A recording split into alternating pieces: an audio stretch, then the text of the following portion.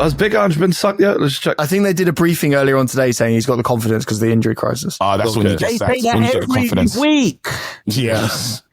They say the same thing. Just to let everyone know, the topic for this clip is who is the flop of the season out of the big six clubs? Is it Man United?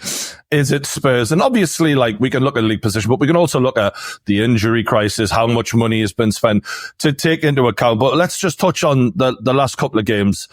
Spurs defeated by Leicester. Leicester without a win in their last 7 games. New manager Ruud van Nistelrooy has been struggling a bit, but he has a lot of joy against Spurs. Craig, what did you make of the game? Vinicius has been struggling a bit.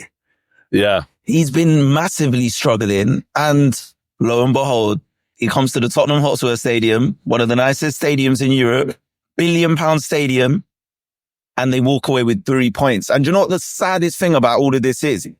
I knew this was going to happen. I saw a few Spurs fans getting excited after the win over Hoffenheim, 15th place Hoffenheim, by the way, who have 9 injuries. Fans got excited about that. And I just looked at it and I just laughed because I knew once we played Leicester on the weekend, what was going to happen. I have to say, anyone out there that truly believes Ange Postecoglou is a half-decent manager does not know football. Like that's mate, can we acknowledge though, there's a massive amount of Spurs fans online that I have seen who are believing in him, who are saying it's the injuries. We've seen because of the football he plays and when he's got a full-strength squad, he is the man to take us forward. I've never seen fans back a manager, maybe Ten Hag got a lot of it as well. Yeah, similar, where the rest of the Premier League are going, fuck me, I hope you keep him. You know what it is? And half the Spurs fans are backing him. Yeah, because you know what it is? They are so disillusioned by everything that's going on at the club that a lot of the rhetoric I see, especially online, is we don't want to start another cycle. We don't want to do this. It's Daniel Levy's fault. Levy doesn't do this. Levy don't spend the money. Yes, Levy's a problem, but he's been a problem. That was before Ange and it will be after Ange. Yes, that's not going to change, but that doesn't mean that this manager is the manager to take Spurs forward. I don't even debate with fans anymore because the results do all the talking for me. Look at the results. 1 win in 11. We've lost 13 games and won 7 in the Premier League. Jeez. And people are hanging on to the hope of, well, we've got Liverpool in the, we're 1-0 up and we got semi-final of the Carabao Cup. We could still win a trophy. Even if we were to get past Liverpool miraculously, if Jesus himself rose before Easter, came, summoned Spurs and helped them beat Liverpool at Anfield, which we never do. We never win at Anfield, but you're expecting the worst. You just have to draw. You just have to draw. I've been alive to go to Anfield and draw even, okay? Because Liverpool they didn't give a fuck about the first leg. I watched that game. They weren't even trying. Salah was jogging around. If Salah actually puts in 30% of effort at Anfield against Spurs, he'll score a hat-trick. This team is terrible, bro. This team is terrible. And look, I know the injuries are a thing. Okay, so we're going to get that in there. The injuries are a thing. We're missing Van der Ven, we're missing Romero, we're missing Vicario, we're missing... There's loads of injuries. Solanke's out now. Cool. But this manager is not getting the best out of the players he has available. This is a fact. That team that was fielded against Leicester at home were more than capable enough of beating Leicester City. Facts. They couldn't buy a goal for love nor money. They lost 7 on the bounce. And here we are, 1 win in 11. And people are What do you think of Jamie Vardy doing that thing to you when he points out his badge and he says... Do it. Show these losers what winning is. Show these losers that you're a Premier League champion.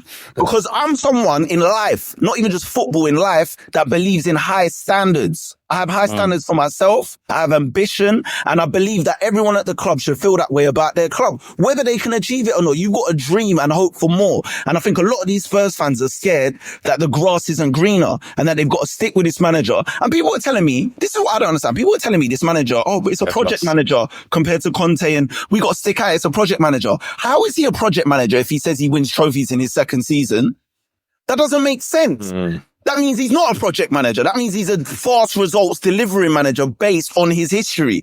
And this season, if he wins a trophy, I will be there front center celebrating. But for me, it'll be a parting gift. We need to do what Man United should have done with Ten Hag. He won a trophy. They should have severed him in that first season. Second season, he won another trophy and they still got blinded by him winning a trophy and allowed him to stay and sacked him anyway the next season. And that's what's going to happen with Postecoglou. If he miraculously, which he won't, win a trophy this season, You have to sack him in the summer. I don't think you'll keep the same energy. I don't think you'll be able to manage winning a trophy. I don't think you'll be able. You haven't got in you to win a trophy and say, that's what see you later. I don't think we're going to win a trophy. We don't even win trophies even when we were good under Pochettino. So why would we win a manager under this fraud? It doesn't make sense to me. And the only reason let me just finish this rant. The only reason this clown who should have a red nose on his face, I'm going to start calling him it. The only reason this clown is still in the job is because they can't find a replacement and they left it too late. They should have sacked him. They should have done what Josh said and sacked him before Christmas, so it gave them time to find a real replacement and get out of this mess. Now they're in this mess. If they sack him, the rolling of the dice now is dangerous. It's you roll it thinking, all right, we get an upturn if we get a new manager. But if it's Ryan Mason or something, you could slide down the table quickly. This league is competitive. It's a competitive league. So they're in a really dangerous situation now. And mark my words, Spurs can get relegated. If there's one team if they get relegated, supposed to get relegated, it could be Tottenham Hotspur, because they are the definition of Spurs. There's no chance. There's no funny chance. Though. It's funny because when they got rid of Kane, this is kind of what I thought was coming, because they looked so trash, like in the rest of the squad. But he's obviously spent money. But when you watch Spurs against Leicester, the thing that really hit me, especially for that second goal, is when Leicester are playing the ball forward, there's no white shirts in the middle of the park. I'm like, where is your midfield? Like, where are they? And then this, was it El Canus, brings the ball forward on the edge of the box. You're thinking, why is no one closing this guy down? And that's where you look at it and you go, injuries is one thing, but where is the effort? Where is the energy from the players who are on the pitch right now? There's no reason why you just let a player go forward and have a free shot like that. That was mind-blowing. It's insane. It's insanity. And you know what? Look, the injuries are a thing. We're playing kids. But the reality is, if the kids are good enough, they can perform. Look at Ranieri at Arsenal. He's a kid. They're looking at him now to take the mantle off Saka, because Saka's not around. If you're good enough, you can play. So to me, it's down to the organization. Even with these inexperienced players or players that aren't as good as the missing first team players, they are not organized well. They are not set up well. Without the ball, Spurs are atrocious. They can't defend. Football's about what you do with the ball and without the ball. Without the ball, we are literally a power league team. Actually, I've seen better organisation at Power League. 100% my local Power League, I've seen better organisation than this. It's amateur, and he should be demoted to attacking coach if he's going to stay at the club. He's not a manager. We'll get on to the Man United last game, because Man United actually won, but it was one of the worst games of football you will ever see in your entire life. Like, I was watching it thinking, if this was football, like every game, I would never have gotten into football. This would not have been for me. The XG was Fulham 0.67, Man United 0.21. It was the lowest scoring XG game of the last 2 seasons of football. And Man United had created 0.0 XG for the first 42 minutes. I think neither team had a touch in the opposition's box by 70 minutes. It was that bad. Now, what are you feeling about it? Because you did get a lucky deflection. Martinez scored. Yes. You snuck a win, but is that good? Listen, my response is simple, mate. They're doing a title charge. I don't know if I'll play it. It was Andy Tate saying, They're doing a title charge. We're doing the title charge. Nah, you know what? It's the race to 41 points. I know everyone's got like a lot to say about this United team. And I was in the group telling you, like, I don't care what happens. We need to not get... It got scary. How Craig is talking, I would sound...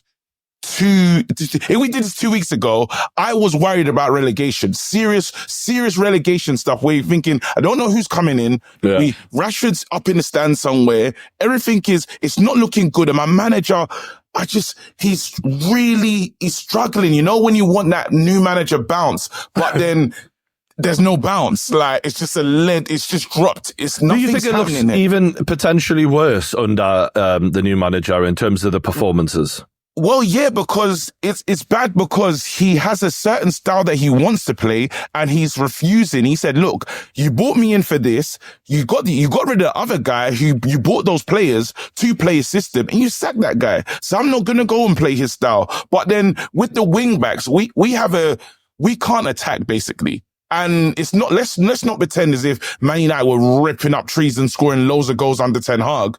Anyway, so they were going. Yeah, it was marginally bad. It was marginally better, but then I like the fact that people are being exposed in the system, and he's finding little gems. I think Collier is going to be a gem. Ugarte wasn't starting. Ahmad. These are all things that's happened under Ruben. You know, like Ahmad wasn't getting a single start. You lot was all saying that Ahmad guy could be cool. And we're putting Forcing ahead of him. We're putting Mazraoui in the 10. We've been doing some mad stuff. So I just need... Ahmad reminds me of a player. If you imagine like Man United players are working on a ship and the ship gets, hit by something and it's sinking. Ahmad has got his bucket and Ahmad is doing everything he can to we're just getting the water out. But then Onana's in the back drilling holes. Oh, he's pouring water on. He's pouring water on the ship, bro. Yeah, he's doing the worst. Like, it must be so frustrating to be Ahmad right now as this young boy breaking through, because he looks brilliant, but it does feel like if he doesn't do anything special, you're kind of looking for a fluke. Well, it's him or Bruno, but then Leach, all of a sudden, I called it Tyrion Lannister, but all of a sudden that guy's coming up tall, bro. This guy's getting involved in some big moments, man. Even, let's say, four goal in, what was it? 2 goals, 2 assists. That's how this is how crazy it's been. The Liverpool one, he's looking down, you've seen this guy, then the little cross that he does in the Europa League as well to Bruno, you're now saying, well, he looks like the little bit of the difference. Even in that game, he was probably our best player. Leadership, a little bit of leadership, which the others just do not fucking have. He's mental though, because he still does that double. Do you see that kick that he tried to do, that tackle? I don't know what's wrong with him. Like, he's still got that side of his game, but I'm not gonna get on him, because right now we've needed something, and that's what it's going to take. It's going to take moments. Man United get to 41 points. We're still in the Europa. Like, me and Craig, we got the best teams in the Europa League. So there's no reason. You have not. No, you lot. You must be. You see the favorites. You guys are up there. That's British tax. Like, we know that. Yeah. Being an English team, that's English team tax. You don't think that you've got a good chance? Go ahead. Can we touch on Rashford? Because that post-match interview where Amorim literally says, I need a player, and he describes, a fictional player who's exactly like Rashford. He's like, I actually really need a player like that. And yet still, if things don't change, I will not change. He says, I will put my goalkeeping coach, Vital, who's like a pensioner, on 66. Before I put a player who does not give the maximum every day. Now, interestingly, I've seen on social media some Man United accounts sort of attacking the club, saying the way Rashford's being treated after devoting 20 years of his life to this club, it's out of order. And I didn't see it that way as a neutral. I thought to myself, Amorim is saying, look, I'm desperate. I would desperately like to play a Marcus Rashford. We desperately need a bit of quality. We've got nothing here. And yet it's that bad from Rashford. His attitude stinks that much. I'm still not going to play him. And we've seen from reporters who've spoken to the managers for years on end, that every manager has had a problem with Rashford. I think that this has been a problem that's been swept under the carpet for a long time, due to his form, due to his ability, and the lack of quality in the team a lot of the time. And now this lad now Amorim's going, no, the standards are the standards, and he either meets them or fucks off. What do we make of the fact that Rashford is just having himself hung out to dry here? I just got to jump in on this one, because I think Rashford has been a total disgrace. Literally, he's been, a total disgrace. That's the only way you can describe it. This guy, his ego and where he actually is in football, they're not aligned. This man, AC Milan were really interested in getting Marcus Rashford. Marcus Rashford he should have worked with that team to get the move to end up at AC Milan, but he sees himself in a Barcelona shirt. But getting to Barcelona is not going to be easy. And even starting at Barcelona is even hard. It's delusions of grandeur. This guy is literally, he should be saying, I go to a team, score some goals, and I can have a pick of where I want to go. Yes, he's done some good stuff for Man United as a youth and coming through, but then in this period now, and I don't know if it's been a lack of leadership, but he's just been allowed to rule this changing room with doing nothing. You think if he's the most expensive, he's the highest paid player at Man United, but what has he delivered really in his Man United career? You never would have seen this. He's getting the same pay packet as Salah. He's getting the same packet as game changers. He's not as effective as Saka. He's not as effective as who are we going to talk about? Son. He ain't effective at all. He's not even on Isak's level. He's not even getting paid much less than him. On none of their levels, but then you say minimum, Rashford, run. Minimum, you play for this club and you're supposed to know what it means. You're supposed to bleed the colours of the club. But then you're setting up interviews. You're getting to your old school, handing out 100 and something presents. And then after, guess what? A little reporter's there saying, I want a new challenge. Mate, you need a challenge to play football, mate, to get into a team. You can't even get into our team. The manager, the other day, we could have 12 substitutes and the manager went with 10. He had him up in the stands. This guy, and all he's saying the same thing. He's been consistent. I need my players to work hard. I need my players to try. This man is not serious at all. Let's not forget the Belfast trip. Let's not forget this is someone that is going on nights out when he should be focused on football. And even if right now, I'll be so wicked.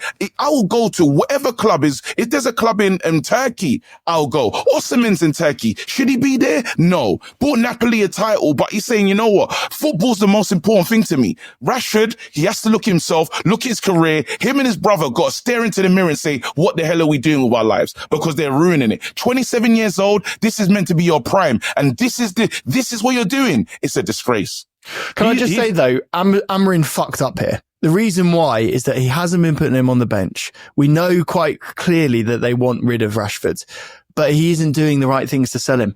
He's saying that we're desperate to sell him. We need to offload him. He's not up to standard. His mentality is shit. Is that a good thing to be doing to put him in the shop window? Terrible. Yeah, but you're not going to sell him. It's not a Chelsea strategy, to be fair. Yeah. Chelsea are notoriously great at selling, to be fair to them.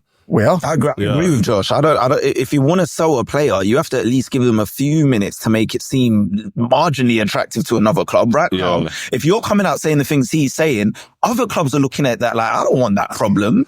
I don't get I can only assume that. Sell a couple shirts to them. Maybe that's the only commercial thing they're going to be looking at. I don't know. Does this not tell you how bad Rashford's attitude must be then? If we know all of this, because I'm sure Amorim has thought about that fact, and I'm sure that the bosses are, and he's like, it's just that bad. Like and the fact that he came out early on and went, I need a new challenge, was basically him throwing in the towel for trying when he was being asked to try. Yeah. One player that might be leaving Man United is Garnacho. And now, a word from our sponsors. Have you been getting a load of spam in your email recently? Or what about those calls when some random gives you a ring? Some call center where you can barely fucking hear them. It's annoying. Yeah, there's some shady guys out there called data brokers, and their job is literally to get your personal information. Your name, your email, your address, your political affiliation, the lot. And what they then do is they take it all and sell it all onto marketing agencies, which is why you're now getting bombarded with all this shit. And they've actually gone full Black Mirror now, where they're using like AI voices to try and get people, poor unsuspecting people, to hand over their cash. And this is where you hear about people getting huge loans taken out in their name without even knowing about it. This is how it happens. But luckily, this is where today's sponsor can be of help. You see, Incogni will reach out to these data brokers and ensure that your data is removed from their database. And because data brokers are always scouring the internet for your personal information, Incogni will continue policing it and making sure that your data does not appear online. All you've got to do is click the link in the description below, create an Incogni account, and tell them whose data you want removed. You then grant Incogni the right to work on your behalf, then you relax, and they will consistently update you as your data is removed. And the beauty of it is risk-free, because you can do a 30-day trial, and if it's not for you, they will give you a free refund. So click the link in the description below now and use our code KICKOFF, that's KICKOFF, block capitals, all one word, to get 60% off your annual plan. He's been a young talent there. It's been hit and miss with him, a lot more miss than hit even. But Chelsea are sniffing around because obviously their struggles in front of goal. Josh and KJ, what do you both make of that deal if it goes through around about 60 million apparently? Go on, Joel. To be honest with you, I'd fucking hate it. And the reason why is 60 million quid is a lot of money for a guy that, quite frankly, doesn't seem to start week in, week out for Man United. He has good moments. And look, I was watching that Fulham game. You know, he beats a player, looks exquisite. goes at, puts in a good pass here and there. But like, quite frankly, I don't think he's the solution to our problems. And what this signifies to me is that it's constantly directors of football looking for opportunities rather than looking for the players that we really do need. There's something in the back of my head that goes, is there something going on with Napoli here that we're trying to force them to do something with Osimhen? Or I think there might be some 3D chess play going on, to be honest with you. But I would hate to see Garnacho at Chelsea. And I don't think I'm alone in Chelsea fans in saying that. What do you make of it, KJ, as a young player like that leaving the club potentially? Because you're already struggling. It doesn't make any sense. We're talking about where's the impact and the drive going to come from. Yes, we have Ahmad on one side. Garnacho's trying to learn the position. We made some changes. We saw Mazraoui inverting and you had Garnacho playing wide because Garnacho is a wide player. That's his thing. He gets wide and he runs at his man and he commits his players and he can be dangerous there. Still trying to learn the position. I can't believe Man United are in PSR problems. Like, this is literally a cell of, we have to do this. I've never known us to be a feeder club in our lives. We would jump on other teams in this situation. We'd be like, oh wow, they got financial issues. Hey, give us one of your good players for nothing. It's embarrassing. Man, do you know what it feels like to me? About this. I feel like the last couple of transfer windows, Man United's new board members, Ratcliffe wanted to do kind of what Newcastle did in that we pump a load of new players in and just invigorate the club. But I think they've rolled the dice massively and they've spent a huge amount of money, like 600 million. And now that was supposed to be working out. And now, so they weren't supposed to need new players at this point. They've not really banked on, we might need more players after all of this.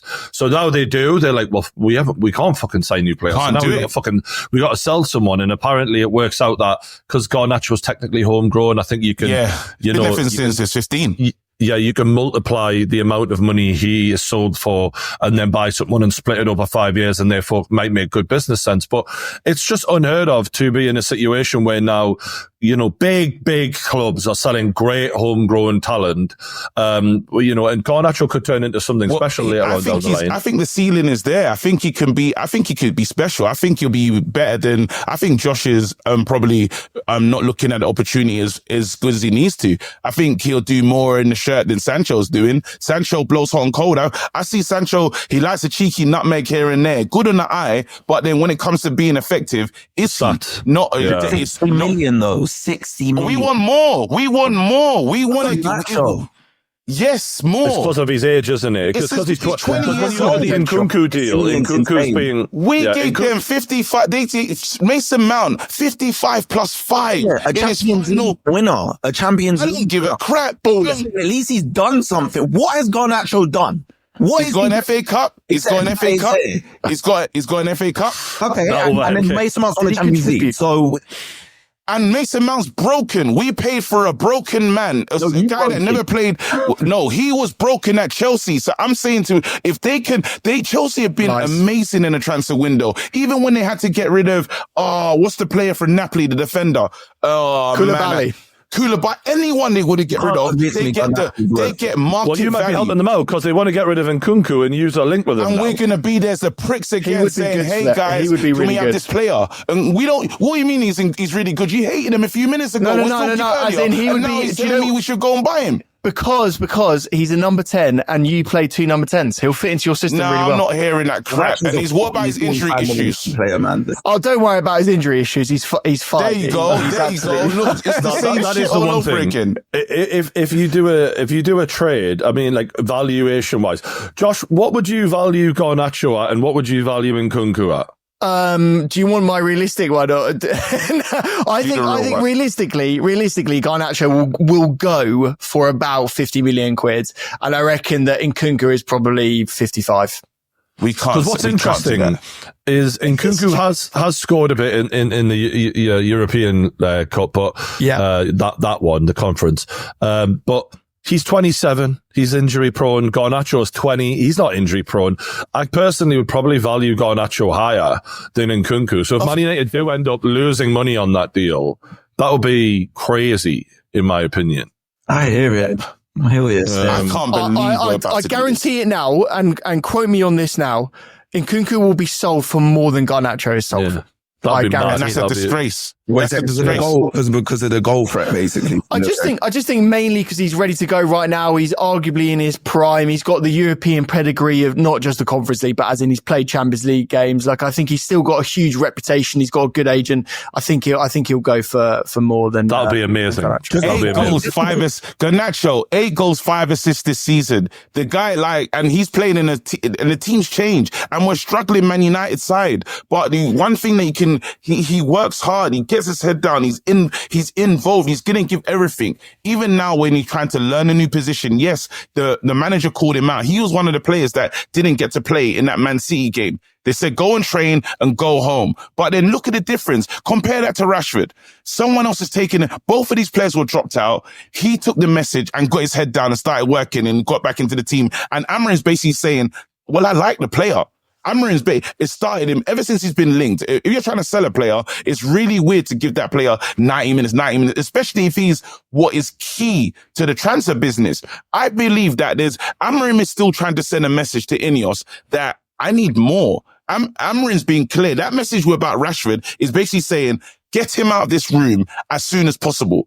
Like, I don't want to see him at Carrington anymore. And also, I kind of like Garnacho. So I don't know what you lot are going to do, but don't do that. 50 million is not enough to get rid of a player like Garnacho. Not for me. 70 million, please. Jim Ratcliffe has, did you see the fans pull him over for a photograph and then just start hammering him, being like 66 quid per ticket. And so Jim, he just bottled it, didn't he? Put the window up and panicked. Before, I didn't know how I felt about that though. It's like getting mad at an old age pensioner. And I know he's got billions in that, but I had mixed feelings. Yeah, it's like he's cut off a lot of people's jobs as well. So he's been a prick. So it's hard because I think he thought they was coming for a picture as well. And then he just got they called him it was hilarious. Before we wrap up this discussion of who's flop, and it's 100% Spurs, by the way, out of the two, because, at least they got 3 points on the weekend. I just want to address, because I feel like the Spurs fans will flame me if I don't say it. We need to sign players though. I don't know what Daniel Levy's doing. What's the date today? The 27th of January. And we signed a goalkeeper. And we've got 2 injured goalkeepers. We signed a goalkeeper. And we had that kid who new one is a bit nervous. We really need a goalkeeper. We signed a goalkeeper. We've signed no outfield players. And we're missing 11 players through injury, first team players. I don't understand that. And I see why people are actually fuming with Daniel Levy, because it's now's the time you need to put in reinforcements. Marcus Rashford. What about Marcus Rashford to Spurs? Would you take him? Why would we take him? We need players that have mentality to drag us up the table right now. And you think we should take Rashford? I feel like this is living proof about what's been done to the Rashford repitation, because as a Newcastle fan, we could do with some extra people. I feel exactly the same way. Before Marcus Rashford now, he's got an identity is like a cancer that you don't want coming into your club, because it could infect the reputation. It could affect the mentality of the whole. One bad apple, it just could ruin the whole thing. If we were where we're supposed to be, which is at least 8th or something, because last year we finished 5th, so we should be at least somewhere in the top half. If we were somewhere where we kind of needed to be, then I would be open maybe to Rashford, because he's on his way out. I'd be open to it. The fact that we're 15th, you don't need someone like Rashford when you're 15th. He's not going to drag you up the table. And the point about Levy is an interesting one, because I've seen on Twitter them people saying is Levy the ultimate problem at Spurs? Because you look at the managers, the last 3 managers Spurs had. Conte is first in the league with Napoli. Jesus. Mourinho is second in the league with Fenerbahce. And obviously the Forest manager is third in the league. So every manager has gone on to have success. Players. Eric Dier's about to win a Bundesliga. Eric Dier. That's normal. I was slaughtering this guy year in, year out, slaughtering it. And he's a lovely man, but I was slaughtering him. And he is on the preface of winning a fucking title. This is where Spurs are. We're in the mud, guys. We're done. Spurs finished us. Spurs points per game this season is 1.04, which is the lowest in any Spurs campaign for the last 75 years. Just to put it into perspective, Man United, 1.18. So just marginally better. And if you combine those two together, Liverpool's points per game is still more. Let me tell you something. 2.3 years. I've seen some dark times under the Levy tenure. Yeah, ever since he took over the club, I've seen dark times. I mean, he's had one trophy in 20 something years, right? But this is as dark as it gets right now as a Spurs fan. I'm letting you know the fan base is divided. It's toxic. If you come with one opinion online and you KG, obviously you went through the Ten Hag thing recently. When you come with one opinion online, the people on the other side, they're at your neck and vice versa right now. It's so divided. Everyone is in agreement that Levy is the problem. But can I just say a public announcement to everyone that keeps tweeting me and keeps messaging me saying, use your platform to call out Levy. You just want perks from the club and you're just an influencer that friends. Oh, that's what they do. Oh, you got that. Oh, you're in the right. It's toxic. Of course I got that. Let me tell you something. First of all, the club do not pay me anything. I don't work for the club. Second of all, unless there is an offer on the table for the club can't be sold. So stop saying this, right? Just stop telling me to do things. Can I push back? Can I play devil's advocate? Because we did see you doing the coin toss. I mean, did see you. Yeah, we all seen that. We did. I'm just saying we saw the coin toss. This is about the betterment of the brand of Craig Mitch. I need to think about my brand, all right? That elevates my brand, okay? So what am I supposed to do? Not take some bird? I also want to take a bird. But my point is... This is why he's defending Levy. This is why. Levy. I know. So true. I know. That's out of order. That's out of order, right? I'm saying if an offer lands on the table, I will be behind whatever offer it is. I don't care I don't care if it's the guy who owns Toys R Us. I don't care who it is. I will be behind the offer. But until an offer's on the table, you're wasting your time. That's basically what I'm saying. This guy ain't going to sell it without an offer. We need to stick to what we need to do now. And let's get Ange out first. Let's get him out. And then we can think about, the church. Who do you want to be your new manager? Do you have any ideas? Yeah, I want Areola. I want him, man. The Bournemouth guy. Yeah, in the summer though. In the summer, we need to snipe that, man. Take that. We need that. It's a fair shout. He's been amazing. You take the job. Ryan Mason to the end of the season. Areola is a 2-for-1 deal. Just take both of them. I don't see why he'd leave. Who? To go in to the spot.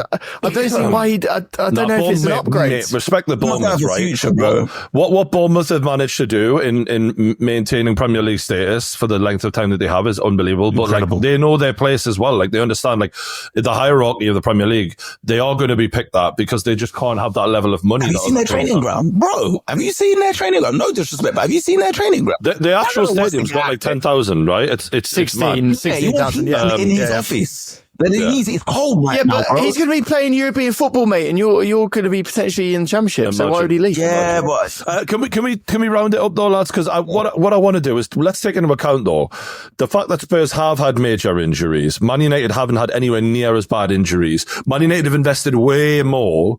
Right? Don't try it, Brian. And all right, there's a matter of a handful of points between them. Yeah. So, Josh, I'll go to you first. Who is the bigger flop, Spurs or Man United? I'm sorry to say, because you're not going to like the answer, but I do think it's Tottenham at the moment. They could go down. Like Man United are probably going to end up 9th or 8th. Like they might even squeak, Conference League, to be honest with you. I think Spurs are in big trouble. I'm actually really worried. 5 points. You're 5 points above us, Man United. Nah. Oh my God. No, I'm going That's Spurs. literally like one Martinez goal and an Ahmad basically saviour against Southampton. Like that easily could have not happened. Yeah, still, who's there? And Brian, you got to ask yourself, who's their saviours? Because we got Ahmad, we got Bruno, and we probably got one more. Ahmad, Bruno. Hoyland's really good. You rate him? Son doesn't look the same this season, and obviously age is a thing. No, it's manager. But yeah, and then Richarlison coming back into the side, I think he can score some goals. Look, the reality is, we're terrible and we're terrible on this manager, but I think once we do get players back, we will climb the table a bit. When are they coming back though? When are they coming back? Apparently soon. Romero's been training.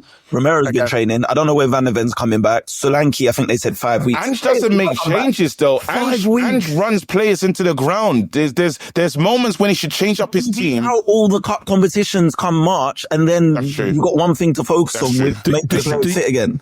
Do you think Man United are flop of the season or not, KG? Are you going to defend yourself? I'm going to, I'm going to defend the boys, especially against Tottenham. There's no chance. Tottenham are the flops of the season. Their form is crazy. It's just red. If you look at when you look at what they're doing in that, it's as bad as There's one grey in there. Southampton's one. The form rate, what is their grade? Is there grey in there? One grey in there, yeah, and red. It's bad. It just looks, it stinks. Did you not watch that last couple, like the last few games, right? Against Southampton, and then who did you get beat by again? With Onana fucked it for you there. Oh, he's terrible.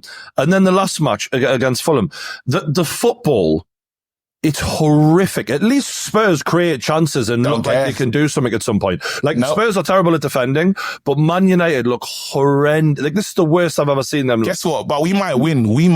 You can't even write us off of winning silverware this season. That's the craziest part.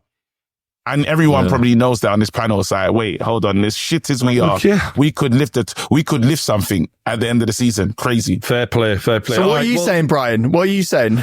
Honestly, I think because of the money spent, I'd say Man United are a bigger flop because the aspirations of Manchester United were lofty at the start of the season. And a flop is about where you think it's going to come in and where you end up. Whereas I think Spurs fans were aware of the possibilities a lot more than Man United fans were. I think this is a shock to Manchester United. And I actually look at Man United. I think Spurs can turn this around quicker than Man United can.